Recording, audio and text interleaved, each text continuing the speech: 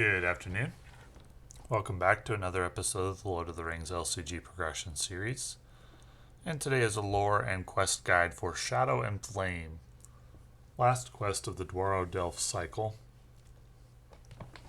As you reach the eastern realm of Dwaro-Delph, the craftsmanship of the dwarves is proudly displayed, but the sound of drums sound in the deep, and it appears that these halls are infested with orcs.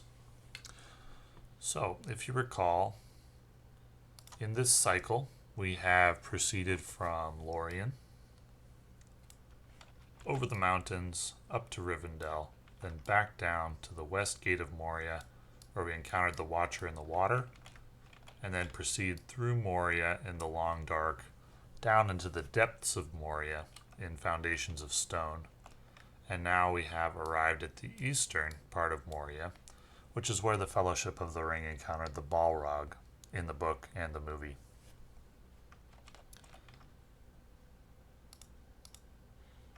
And the Balrog is the antagonist of this quest. Durin's Bane, one threat, it has one engagement cost. It has 4 threat, 6 attack, 3 health, or 3 shields, and 27 health. It regenerates for 3 at the end of each round. That means remove 3 damage at the end of each round. It is indestructible, and you cannot play attachments on it. It cannot leave the staging area, is considered to be engaged with each player whose threat is 1 or greater, and attacks each of those players in turn during the combat phase. A crack like lightning sounds before you, and a creature of shadow and flame blocks your way. It is an ancient demon of Morgoth, and its presence explains the massing in Moria.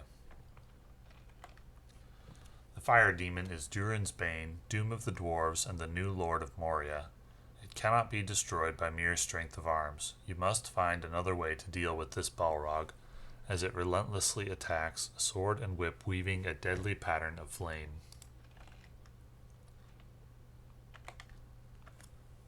There is a crumbling pile of boulders on the edge of a teetering cliff, and it gives you a sudden idea.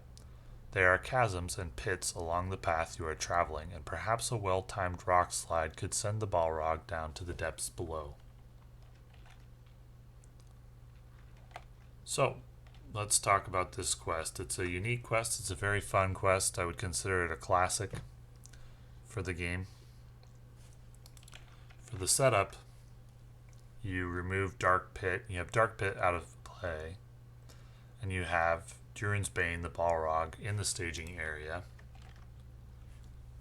And then you start with, for this quest, 0 threat. And you reveal X cards from the encounter deck, where X is 1 less than the number of players in the game. So if you're in a 4-player game, you reveal 3 cards. If you're in a solo game, you reveal 0 cards, which is nice. As you start with 0 threat and the Balrog's engagement cost is 1, you have 1 turn before it's going to engage. When it does engage, it doesn't leave the staging area, but when you have 1 threat or greater, it's going to attack you each round. It's going to attack each player each round, and it gets a new shadow card for each attack. That is a formidable challenge for this quest. Once you make 9 progress, you advance to Stage 2. Stage 2, if at least 1 hero committed to the quest this round, place 4 progress tokens on the rear guard. You do place those 4 progress tokens in the turn that you advance to it, because it's if at least 1 hero committed to the quest this round. So as long as a hero committed to Phase 1, as soon as you pass Phase 1 and move on to Phase 2, you immediately add 4 progress to it. If Durin's Bane has 0 hit points, advance to the next stage of the scenario immediately. That's very unlikely, unless if you're playing this progression style. If you're playing this with a deck that makes full use of all the cards in the game, then you may be able to accomplish this. Phase 3, when revealed, Durin's Bane makes an immediate attack on the first player. Add Dark Pit to the staging area. The players cannot win the game while Durin's Bane is in play. If Durin's Bane leaves play by the effect on the Dark Pit, the players have won the game. So I don't know why there's one progress token on this quest. You can just ignore that. Dark Pit. While Dark Pit is the active location, it gains refresh action. Exhaust X characters, maximum 3, to discard the top X cards of your deck. If all discarded cards have a higher combined printed cost than the remaining hit points of Durin's Bane, discard Durin's Bane from play. So this is how this quest is going to go. I'm going to load up one of my decks just to use it as an example. So this is how this quest is going to go. You start at 0 threat, so you don't need to be concerned about which heroes you play for this one, because no matter what, you start at 0 threat. For the first phase, for the first turn, it's really a freebie. You just have to deal with one encounter card during the staging step if you true solo just one. But you don't have to deal with a Balrog on turn 1 because you start at 0 and his engagement cost is 1. On turn 2, he's going to stay in the staging area, which means he still contributes his threat against you when you're questing, but he is going to attack you each round. So you need a way to deal with the attacks each round, and generally, in a true solo game, there are 2 options for that. If you're playing progression style, number 1, you can do the option which I used, which is to use Frodo to tank the attacks, because Frodo converts X damage into threat, and we start at 0 threat, so we got a lot of threat to give. So you can have Frodo tank the attack every round without issue. You would attack for 6 against Frodo's 2 shields, plus whatever his shadow card does. But let's say it did nothing, you'd have 4 excess damage, which would be converted to threat. And you can do that once per phase, so you can do that every round to deal with the Balrog attack, and you never have to lose an ally. That's the way I prefer. You can also focus on playing a deck with a lot of small allies who you can sacrifice to the Balrog and just have him attack those and kill those instead of your heroes. That's also a viable strategy for defeating the quest. Either you're using Frodo to tank or you're getting allies out, but let's say you have successfully done one of those 2 things and you've made your 9 progress in phase 1 and you're on to phase 2 and you start with 4 progress on it. Typically in phase 2 you're just continuing to get set up while tanking the Balrog attacks and dealing with whatever cards come. As long as you commit at least 1 hero to the quest each round, you're going to place 4 progress on the rear guard no matter if you actually make any additional progress or not, and that does bypass the active location. You can complete this quest at any speed that you can manage. You can get your 4 progress plus additional progress, but typically I find you don't want to move too fast, because if you move too fast, the Durin's Bane gets an immediate attack. So in the round that you move to phase 3, it's going to get 2 attacks, and you need to at least be set up to handle 2 attacks in one round. The objective and the way to defeat this quest is to get 27 damage on the Balrog and get Dark Pit as the active location. So you have to proceed through phase 2 to phase 3, add Dark Pit to the staging area, and then travel there. And this is a very important part of this quest. Once you travel to Dark Pit, you want to stop questing heavily. If you clear Dark Pit as the active location, you will lose the game. There is no way to win if you clear Dark Pit. So you must not quest for so much that you clear Dark Pit after it's the active location. Once Dark Pit is the active location, you need 27 damage on Durin's Bane. Once you have Durin's Bane, during the refresh phase, you can exhaust X characters maximum of 3. It is a refresh action, and there is a action window in the refresh phase at the very end of the refresh phase after you've already refreshed your cards. So let's say you've used all your cards to attack Durin's Bane, and you arrive at the refresh phase and you've got 27 hit points on the Balrog. What's going to happen is your cards will ready up, Durin's Bane will heal. So let's say you had 27 damage on him. Your card's ready up. Durin's Bane heals for 3 because of his regenerate 3, which happens The regenerate happens immediately following the passing of the first player token, according to the rules. And after the passing of the first player token, so you immediately, which means before any other action, you immediately regenerate for 3. And then, after that, there is an action window in which you can attempt to complete this quest. It is the only action window in the refresh phase, so this is the only time that you can attempt to complete this quest is after Durin's Bane has healed, which means he's always going to have at least 3 HP remaining when you attempt to complete this. You're also going to have all your characters ready because they will have readied up already. So you can exhaust a maximum of 3 characters to discard the top 3 cards of your deck. So let's say we have readied, we've done the regenerate. Now we're doing our refresh action. We discard 3 cards. If those cards have a higher combined printed cost than the remaining hit points of Durin's Bane, which is 3, discard Durin's Bane from play. So this is how you win. You get your 27 damage on Durin's Bane. Then you arrive at the end of the turn, end of the round, to refresh phase. All your characters have at that point readied up. You exhaust 3 of them of your choosing. Well, first you regenerate for 3 off Durin's Bane from 27 to 24 most likely. Exhaust 3 characters of your choosing and discard 3 cards from your deck. And if the cost of these cards is more than 3, then you win. Now, if you are attempting this refresh action when he is at a lower hit points remaining, you can do it. You could, for example, attempt this when he has 20 left. Let's say you've only gotten him to 23 damage and you've determined, I'm not going to live another round if I don't do this now. Maybe you only have your heroes left or something like that. So you attempt the refresh action when he has 23 HP. You've gotten 23 damage on him. He regenerates for 3. You ready your cards up. Then you attempt the Dark Pit action.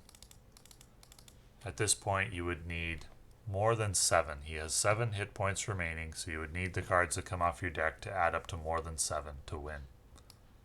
1, 2, 3. It's not so easy, but it is possible with some decks. This would tie, and unfortunately, you need higher. A tie is no good, so you need more than 7.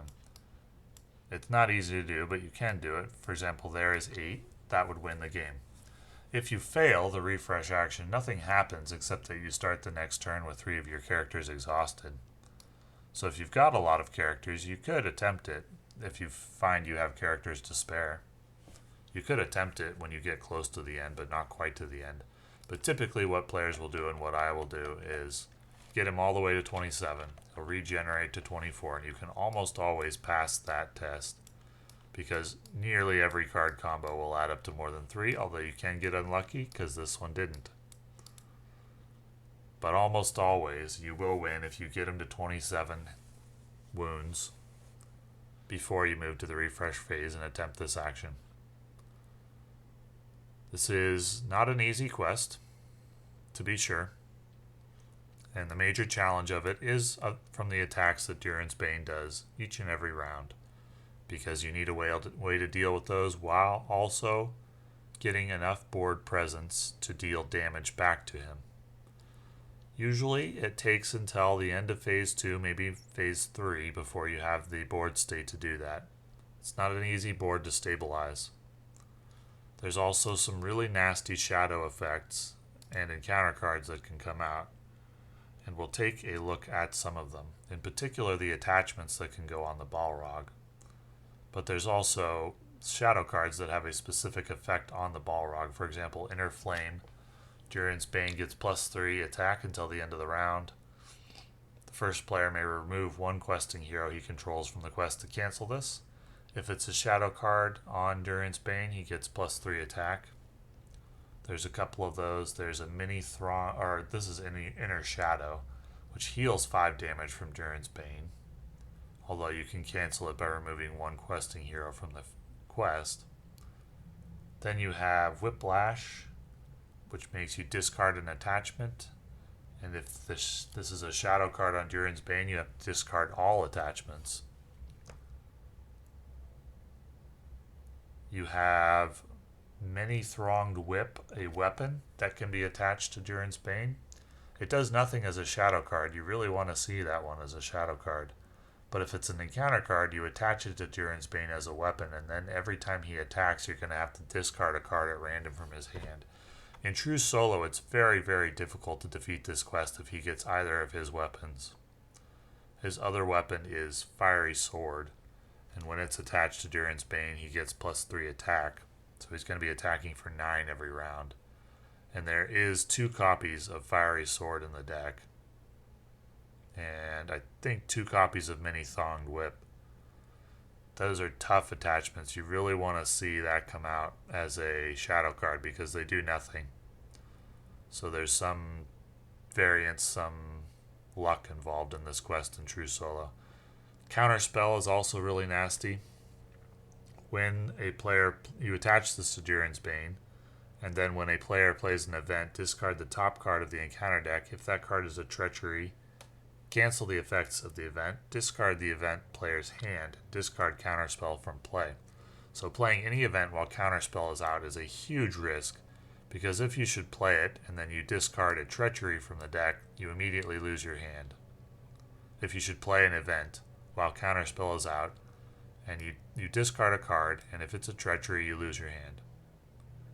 That's a big deal. So the encounter deck is heavily encouraging players to run ways to cancel both encounter cards, or the win revealed effects on encounter cards, and to cancel shadow effects. Because Many Thonged Whip, you can prevent it from attaching by using a Test of Will to cancel it. Some of the nasty shadow effects, for example, one of the +3s. The +3s are a big deal. But the ones that are a bigger deal are the ones that have Durin's Bane attack again, so attack twice in one round. Actually, looking through the shadow cards, I was mistaken about that. In this particular quest, there is no card that makes Durin's Bane, no shadow card that makes Durin's Bane attack twice. But there is one that can force you to discard one ally you control. That's one you really want to cancel. You're already possibly going to be losing a lot of allies if you're going with the chump blocker strategy and often can't afford to lose another one. +3 attack is not often a big deal. You can either deal with that with Frodo by converting it to threat, or you're already losing an ally and you don't particularly care. If you lose the ally even harder, it's not like it kills another one because of the overflow damage. Although it can be a big deal if your strategy for this quest is to set up one of your heroes with a lot of defense buffing attachments so that it can simply tank the attack every round, which is a possible strategy that you can use. The other shadow card that's a big deal is Whiplash. If attacking enemy is Durin's Bane, the defending player discards all attachments, because there is a deck that tries to beat this quest by setting up one of your heroes as a big defender with a lot of shield buffing cards. And if you go that route and Whiplash comes out as a shadow card, it will discard all your attachments if you're not able to cancel it. So if you go the route of buffing a hero into a big time defender, you gotta play some shadow cancellation or rely on luck, because otherwise you'll lose every time Whiplash comes out. So formulate your strategy accordingly. The encounter deck is heavily encouraging players to play cards that cancel when revealed effects and that cancel shadow cards, with, I would say, when revealed effects being the more heavily emphasized of the two, because there's some really, really nasty when revealed effects, in particular Many Thonged Whip and Fiery Sword. But also Inner Shadow, Inner Flame, Watchful Eyes is a big deal. If attached hero is exhausted, reveal one card from the encounter deck. That one's a big deal. There's too many nasty when revealed effects for players to cancel all of them. Fires in the Deep, each player must discard one ally. You can only run 3 A Test of Will in true solo.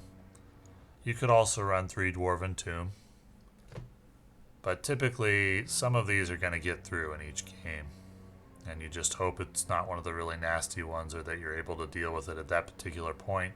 I was thinking of Leaping Flame. It's not a shadow card, but it is a when revealed that Durin's Bane can make an immediate attack against the first player. So you're going to be dealing with 2 attacks in the round instead of just 1. It gets a shadow card for that, although it is able to be canceled. It doesn't say it can't be canceled. So the encounter deck is heavily encouraging players to play some kind of cancellation of when revealed and probably some kind of cancellation of shadow effects. Though I believe in my playthrough of this quest I did not include any cancellation of shadow effects, and I'm not sure about when revealed. I may have just played it and hoped for the best. One thing to note, as you are starting at 0 threat, you can run secrecy cards in your deck, and I heavily encourage players to do so, at least running Timely Aid if you have access to leadership, because Timely Aid will get a ally from the top 5 cards of your deck into play for free for 1 cost when you're under the 20 threat threshold. And that can make a big deal and that can be a big deal in helping you get set up to stabilize the board. Also, the card Resourceful is a very good option. The secrecy card Resourceful. You can generate 1 additional resource per round for the rest of the game at a cost of 1 resource when you're under 20 threat. There's also the card Dunedain Wanderer, which is a 2 cost 1/2/2/2 ally when you're in the secrecy threshold, which is pretty good. Definitely worth including at this point in the game if you're playing progression style. So, the 3 options for beating this quest, I would say, are the 3 options for dealing with Durin's Bane and his every round attack are Frodo, a variety of defensive attachments on 1 hero, or a wide variety of chump blockers. Chump blockers meaning low cost allies that can be sacrificed to the Balrog attacks. Personally, I have played through using an Elrond Villia deck which used allies, or which used not allies, sorry, which used a wide variety of allies, but which used Frodo to tank the attacks every round. And I've played through with a secrecy deck using Frodo that tanked the attacks every round.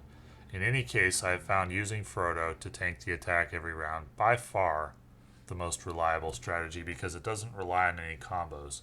It just works, whether it's phase 1 or whether it's round 1 or round 2 or whatever. It just works. You don't have to rely on drawing cards in the right order with resources to play them, and you don't have to worry about drawing allies in the right order with resources to play them. You just tank with Frodo every round, and since you start at 0 threat, you have a very large amount of threat to work with.